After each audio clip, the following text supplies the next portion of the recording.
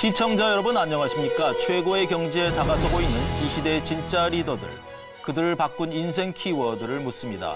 저는 진행을 맡은 김경도입니다. 여러분을 대신해 질문을 던질 더 큐, 오늘의 초대 손님은 이분입니다.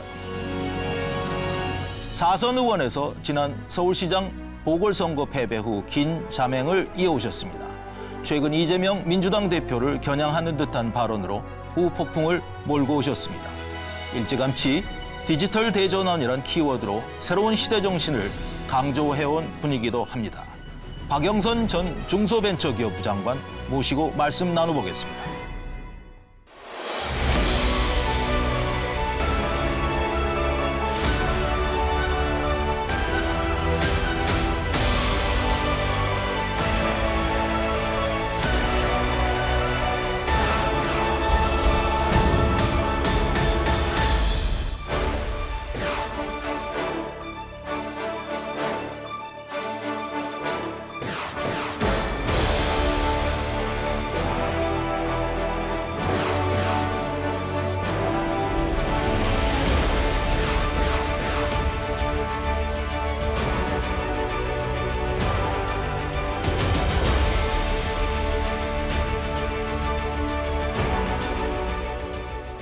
안녕하십니까? 네, 안녕하세요.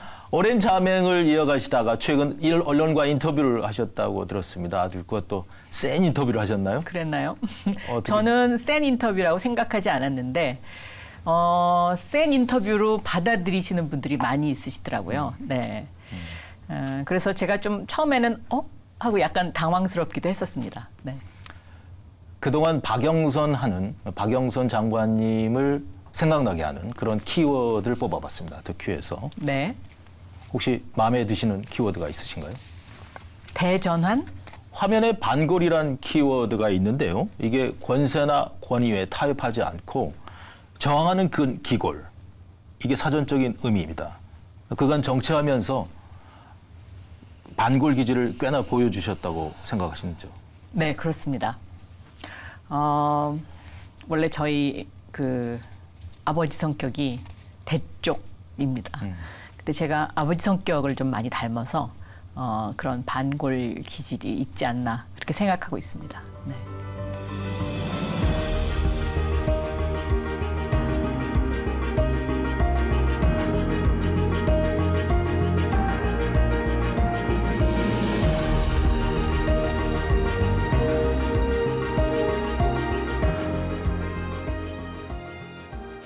그럼요. 많이 외롭죠. 그렇지만 휩쓸리지 않는 것, 저는 그것이 굉장히 중요하다고 생각하고 있고요. 특히 정치를 결정하는 것, 또 선거를 결정하는 것, 이것은 늘 중도의 목소리가 굉장히 중요하다.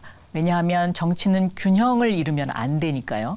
그래서 제가 그런 것을 알면서 외롭지만 그러나 끊임없이 이야기를 해야 한다라고 생각하고 있습니다. 네.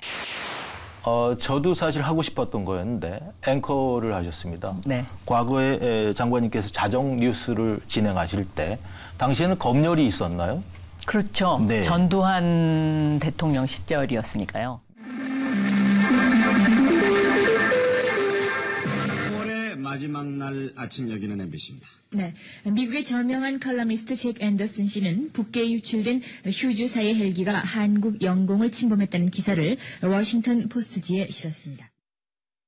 메인 뉴스에서 못다한 뉴스를 나중에 자정 뉴스에서 그걸 발췌를 하셨는데 네. 그걸 가지고 다음날 경위서를 쓰셨다고요. 여러 차례 썼습니다.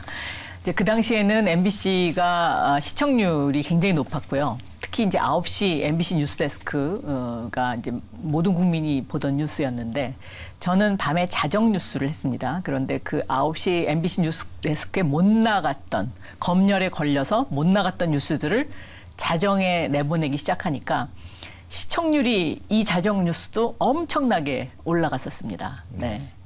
원래 그렇게 타협보다는 이렇게 좀 반골 기질을 원래 보여주시는 그런 성격이신가요? 젊었을 때는 그랬습니다. 근데 네. 지금은 좀 그렇지 않습니다. 박영선의 반골 기질은 최근에도 많이 드러났던 것 같습니다. 이재명 대표를 향한 그런 경고성 메시지 이런 게 국민들한테는 많이 생각이 됐던 것 같은데요.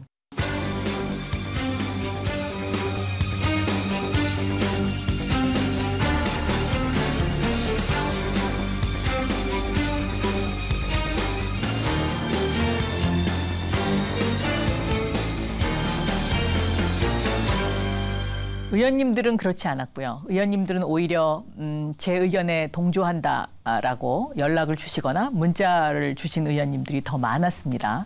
그렇지만 지지층에서는 때때로 안 그랬으면 좋겠다라는 그런 문자를 보내주시는 분들이 있었어요. 그러나 제가 생각하기에는 그런 어떤 우리 지지층도 저의 진심을 알게 되면 수긍을 하실 것이다 이렇게 생각하고 시간이 지나가면서 제 발언의 진위가 민주당을 좀 더 혁신하고 더 품위 큰 민주당으로 돼서 우리가 2024년 총선에서 반드시 승리해야 된다라는 데 있다는 것을 이해해 주시고 있습니다. 네. 이게 민주당이 가지고 있는 지금 상황이 굉장히 큰 위기라고 생각하시는지요? 네, 저는 위기라고 생각합니다. 첫째, 민주당이 대선에서 아주 근소한 차이로 패배를 하긴 했습니다마는 패배에 대한 성찰의 시간이 부족하지 않았나 생각하고요. 또 대선에서 패배했으면 그 패배의 원인은 무엇인지 이러한 것을 철저하게 분석을 해서 한 단계 도약할 수 있는 그런 어떤 그 전략을 세우는 것이 굉장히 중요했었는데 그런 시간을 놓쳐버렸습니다. 그래서 민주당에 지금 위기가 찾아왔고 특히 지금 이 시대는 아날로그 시대에서 디지털로 판이 바뀌는 시기입니다. 그런데 이렇게 판이 바뀌는 시기에 민주당이 미래 비전에 대한 메시지를 만들지 못하고 국민과 소통하지 못한다면 저는 여기서 굉장히 그 위기가 올 것이다. 이런 생각을 합니다. 특히 우리나라 현대사를 봤을 때 1962년도에 경제개발 5개년 계획이 시작이 됐는데요. 1962년도에서 1992년까지 30년 동안은 산업화 시대입니다. 이 당시에 대한민국은 후진국에서 중진국이 됐고요. 이 산업화의 주력 세력이 지금의 국민의힘이죠. 그리고 1992년 한중 수교를 하면서 대한민국은 그동안의 반공에서 이제 중공에서 중국으로 바뀌면서 새로운 경제 영토를 얻었고 그 1992년부터 2022년까지 올해까지 30년 동안 민주화 세력이 대한민국의 주도권을 쥐고 대한민국을 발전시켰는데 중진국에서 선진국이 됐습니다. 문재인 정부 시절에 2021년 7월 달에 유엔으로부터 공식적으로 선진국이란 타이틀을 얻었는데요. 그 민주화 세력의 핵심이 지금의 민주당입니다. 그래서 저는 지난 60년 산업화 시대와 민주화 시대 그리고 2022년부터 앞으로 30년 이 30년을 끌고 갈 민주당의 미래 비전이 필요하다. 그것이 디지털 대전환이다. 저는 그렇게 생각하고 있습니다.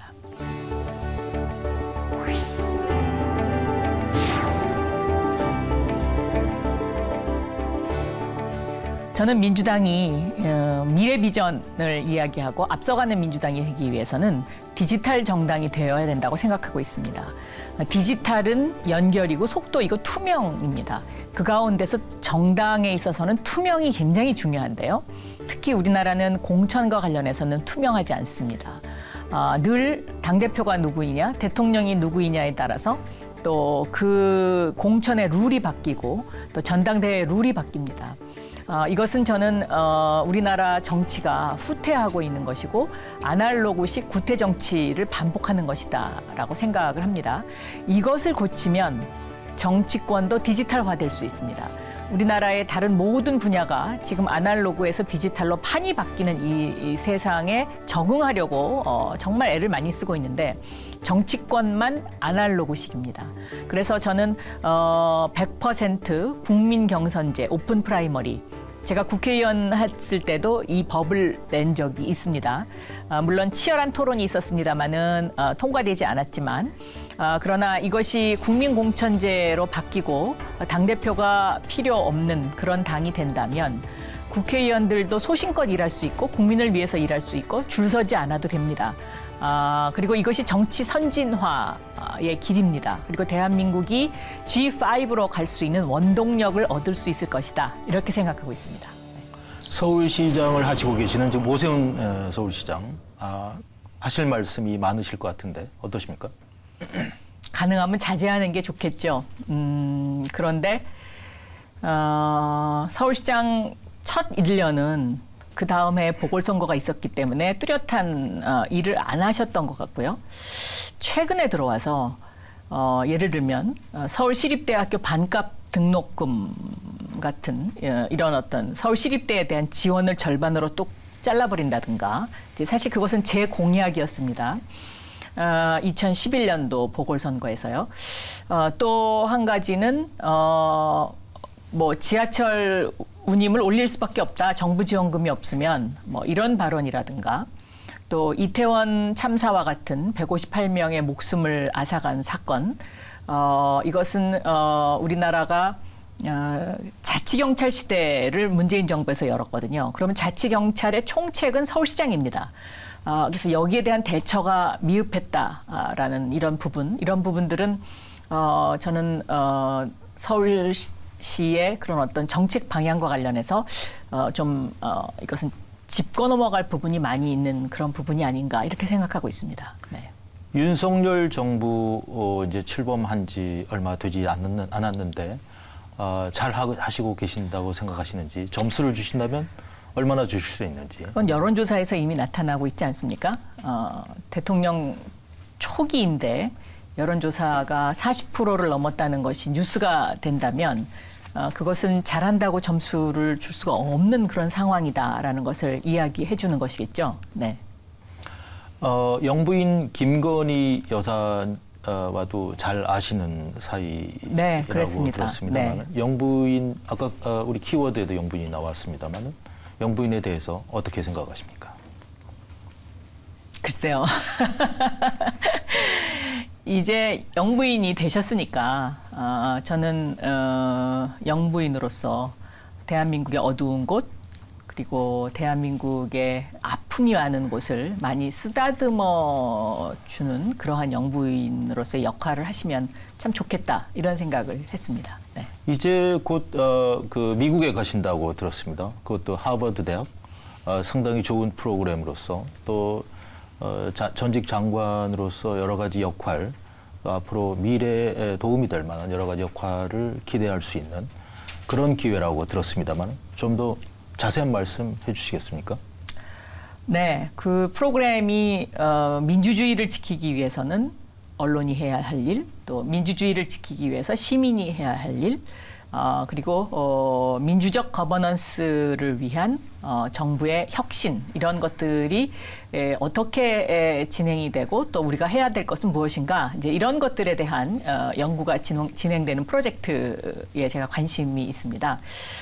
그래서 좀 더 공부하고 또 성찰하고 그리고 대한민국의 이 디지털 대전환 시대에 대한민국이 나가야 할 방향, 미래 이런 것들에 대한 생각을 좀 더 축적하는 그런 시간으로 지금 계획하고 있습니다. 1년 가 계시는 건가요?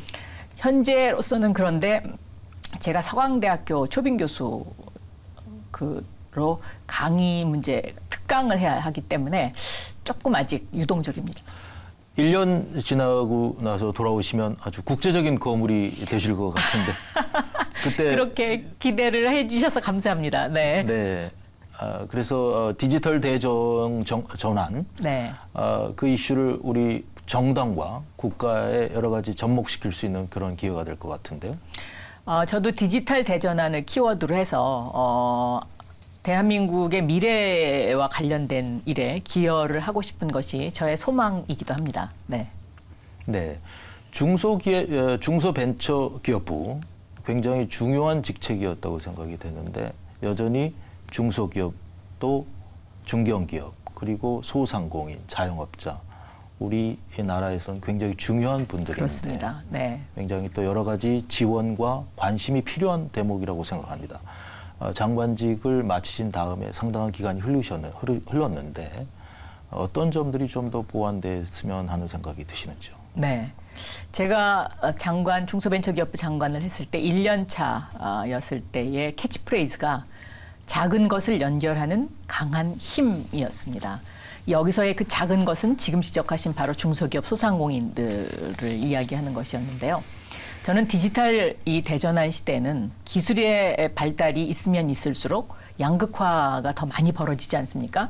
그래서 이러한 중소기업이나 또 소상공인들이 이런 기술의 발달로 인한 양극화에서 소외되지 않도록 하는 정책, 이런 것들이 굉장히 중요하다라고 생각합니다.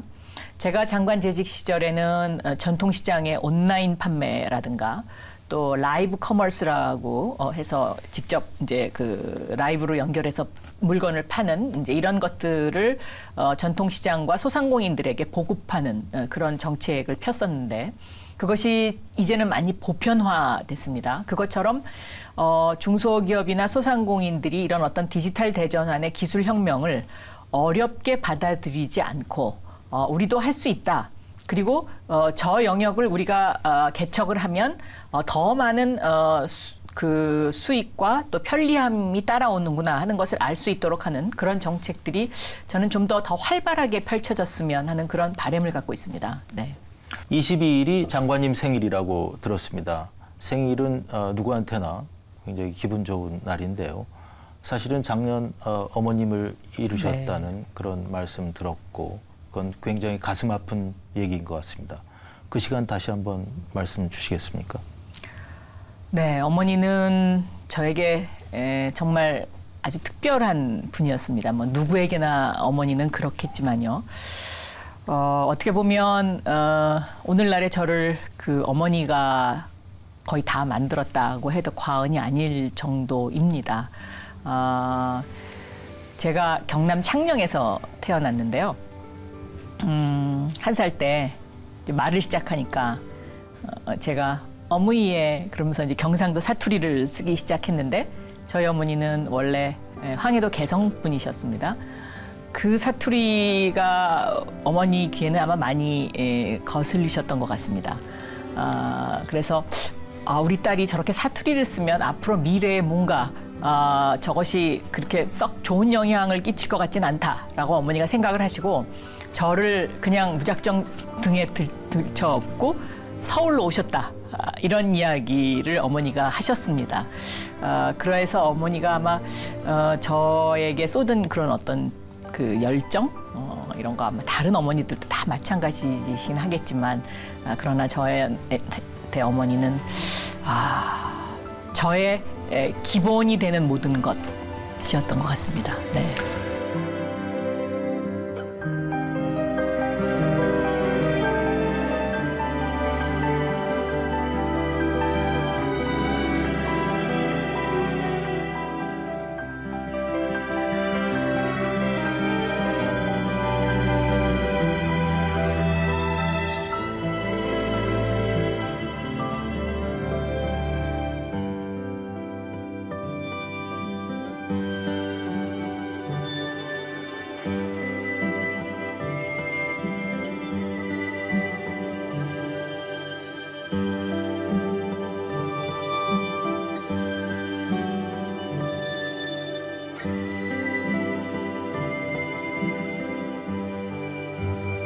어머니는 저가 정치하는 거에 대해서 굉장히 걱정이 많으셨습니다.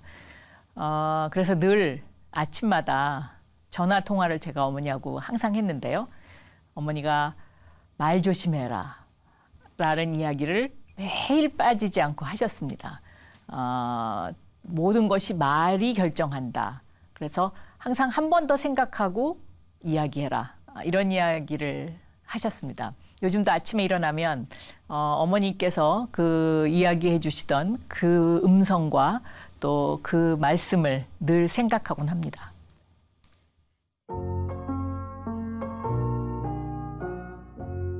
저는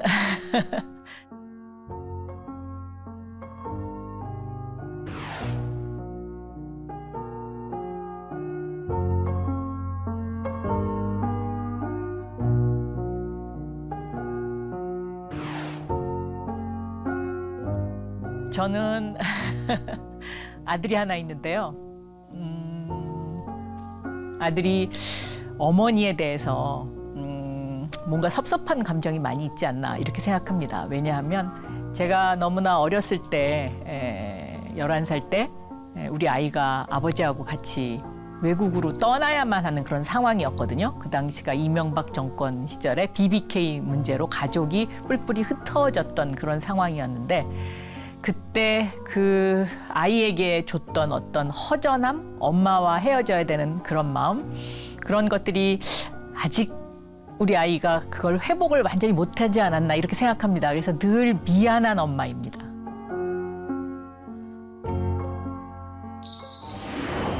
마지막으로 장관님께서 나를 지탱할 그런 키워드 하나만 새해를 맞아서 꼽아주신다면 어떤 게 될지 한번 말씀해 주시기 바랍니다. 저는 늘 그 부모님으로부터 용기 있는 사람이 되라는 말씀을 많이 듣고 자랐습니다. 그래서 저는 그 키워드를 용기로 생각합니다. 왜냐하면 용기가 세상을 바꿀 수 있다. 저는 그렇게 믿고 있습니다. 그리고 용기는 사심에서 출발하는 것이 아니고 늘 자신의 어떤 내가 왜 이 세상에 태어나서 무슨 일을 해야 하는지, 그리고 이 세상을 좀 더 좋은 곳으로 바꾸려면 어떤 것이 필요한지, 여기에는 반드시 용기가 필요하지 않나 이렇게 생각합니다. 그래서 새해를 맞아서 우리 매일경제TV 더 Q를 지켜봐 주시는 우리 시청자 여러분께도 올 한 해 용기 있는 한 해 되시라 이렇게 말씀드리고 싶습니다. 마지막으로 올해 한 해도 굉장히 어려운 시기가 될 것 같고요. 또 여러 가지 이슈들도 많을 것 같습니다. 가장 중요한 점들 하나 말씀 주신다면 어떤 게 있을까요? 올해는 경제가 더 어려워질 것으로 예측이 되고 있죠. 특히 이제 우리나라의 가계부채 문제라든가, 그리고 이제 높은 이자율, 이자율을 올릴 수밖에 없는 그런 어떤 환경에 처한 이런 상황. 그래서 저는 경제에 일어났던 위기 상황에서 리더십이 굉장히 중요하다라고 생각하고요. 특히 이 경제를 이끌어 가시는 그 책임 있는 자리에 있으신 분들이 좀 더 낮은 자세로 우리 대한민국을 위해서 그 미래를 위해서, 그리고 우리 국민들이 좀 더 따뜻하게 살아갈 수 있도록 하는 그런 정책을 잘 펴주셨으면 하는 그런 바람입니다. 네. 오늘 더 Q 아주 반가운 얼굴 우리 박영선 전 장관님 나와주셔서 좋은 말씀 감사합니다. 감사합니다. 시대 리더에게 물어보는 더 Q. 오늘은 박영선 장관님을 모시고 깊은 속내에서부터 못다한 옛날 얘기까지 들어봤습니다. 더 Q 다음 시간에 뵙도록 하겠습니다. 시청자 여러분 감사합니다.